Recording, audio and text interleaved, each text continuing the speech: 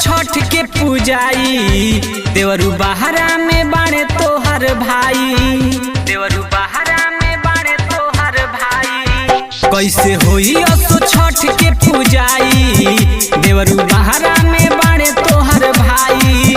चली करी तैयारी बरत हट भारी, चली करी तैयारी बरत हट भारी। घाट चननी तनावे के बा बबुआ के कोसी भरवावे के बा, दुआरा पर जे बजवावे के बा।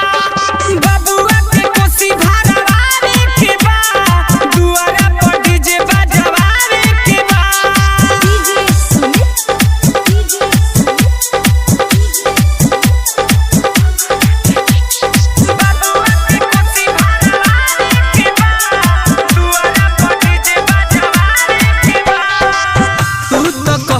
कि छठी में आएम तोहरा के नया नया साड़ी ले आएम, संगे संगे तोहरा घाटी पर जाएम। माथे पे अपना हो दौरा उठाएम, माथे पे अपना हो दौरा उठाएम।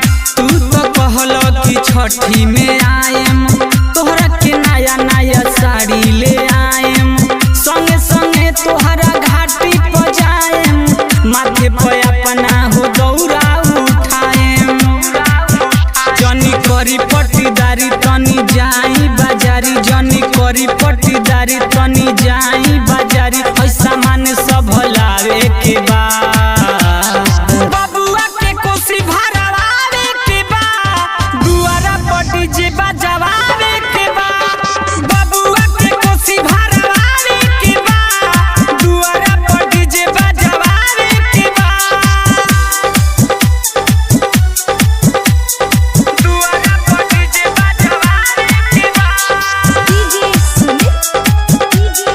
Ganesh recording studio मायरवा।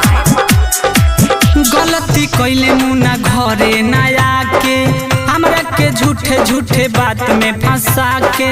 करती पूजाई हम नैहर में जाके, बल में सवर से जोड़े नारियर मांगा के, बल में सवर से जोड़े नारियर मांगा के।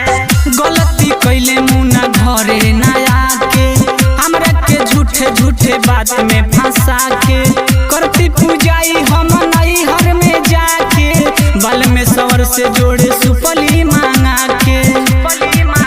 नाही होखित अबेर अर्घ देती सबेर, नाही होखित अबेर अर्घ देती सबेर। अदिति मलिक